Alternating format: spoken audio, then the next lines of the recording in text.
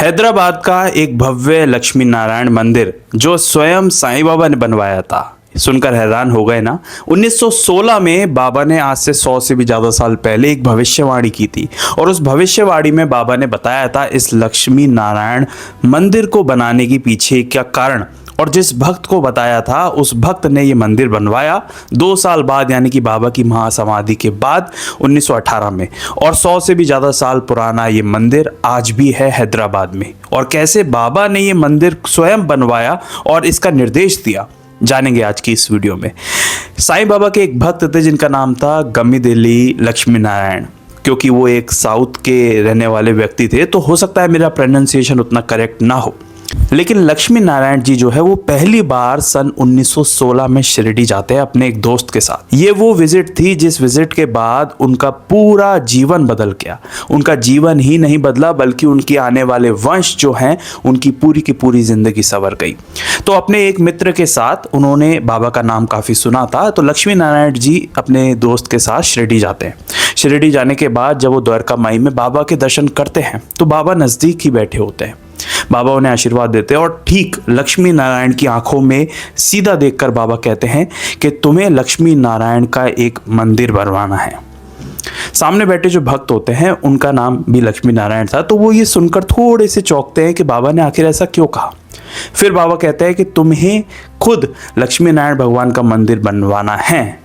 अब ये बात सुनने के बाद जो सामने भक्त थे वो बाबा से पूछते हैं कि बाबा इसमें खर्चा कितना आएगा। अच्छा, जानने वाली बात यह है कि वो जो भक्त थे उनको बहुत ज़्यादा पैसे नहीं थे उनके पास, वो गरीब थे वो बिजनेसमैन व्यापारी ही, लेकिन उसमें उनको बिल्कुल भी मुनाफा नहीं होता था। पर उन्होंने सोचा कि बाबा मुझसे मजाक कर रहे हैं क्योंकि मैं पहली बार मिलने आया हूँ। तो वो जो भक्त थे लक्ष्मी नारायण जी, उन्होंने बाबा से ऐसी मजाक में पूछ लिया कि बाबा खर्च कितना आएगा। तो साईं बाबा ने आगे से बोला कि 6 लाख। अब जिसको सुनने के बाद जो लक्ष्मी नारायण जी हैं उन्होंने सोचा कि इतने पैसे तो मैं जीवन में कभी कमा ही नहीं पाऊंगा। हो सकता है बाबा मुझसे मजाक कर रहे हों क्योंकि ना मेरे इतनी कमाई है, ना मेरी पुश्ते यानी कि ना जो मेरे आने वाले वंश हैं उन्होंने इतना पैसा कभी देखा होगा। ये बात यहीं चली जाती है।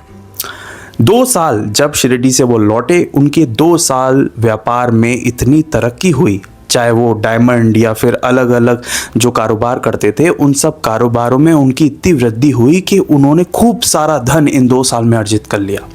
साल आया 1918, बाबा ने महासमाधि ले ली थी, लेकिन उनको बाबा की ये बात याद थी। अब इत्तेफाक से आप एक बात देखिए, जो व्यक्ति 2 साल पहले 1916 में बाबा से मिलने जा रहा है और कह रहा है कि इतना पैसा तो मेरे आने वाले वंश भी नहीं देख पाएंगे, ठीक 2 साल में उनकी पूरी जिंदगी इस तरीके से संवर गई कि 1918 में उस वक्त उनके पास इतना पैसा था कि 6 लाख एक बहुत छोटी रकम थी। जब उनको बाबा की वो बात याद आई कि तुम्हें लक्ष्मी नारायण भगवान का मंदिर बनवाना है, अब अपने गुरु की जो इच्छा थी उसको पूरा करने के लिए जो लक्ष्मी नारायण जी हैं वो खर्चा करते हैं और हैदराबाद में एक पूरा लक्ष्मी नारायण जी का भव्य मंदिर बना देते हैं जो आपको अभी स्क्रीन पर दिख रहा है। और सबसे ज़्यादा हैरानी तब होती है कि जब वो पूरा खर्चे का हिसाब लगाते हैं।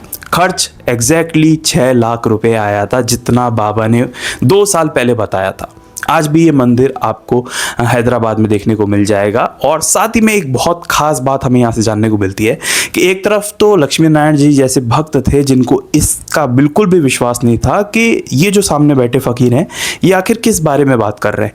ये 6 लाख रुपए कह रहे हैं और मुझसे मंदिर बनवाने को कह रहे हैं, जितना पैसा तो मैंने जीवन में कभी देखा भी नहीं है, ना मेरे कोई फैमिली में किसी ने देखा है। लेकिन 2 साल में उनकी पूरी ज़िंदगी इस तरीके से संवर गई कि ना सिर्फ उन्होंने मंदिर बनवाया, आज भी वो मंदिर हैदराबाद में है और उनकी 4वीं 5वीं पीढ़ी उस मंदिर की ट्रस्ट की हेड है और वो वहाँ पर देखरेख करती हैं।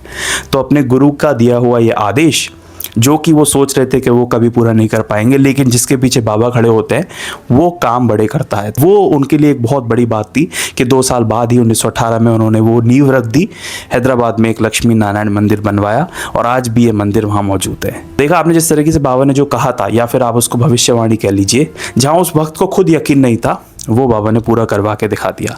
तो अगर आप बाबा से जुड़ी हुई ऐसी अनोखी कहानियां जानना चाहते हैं, ऐसी अलौकिक हिस्ट्री जानना चाहते हैं, तो इस चैनल पर ऐसी ढेर सारी वीडियोस अपलोडेड है जिनको जाकर आप देख भी सकते हैं। मिलेंगे एक नेक्स्ट वीडियो में, एक रियल हिस्ट्री आपके लिए दोबारा लेकर आऊँगा। तब तक के लिए ओम साई राम।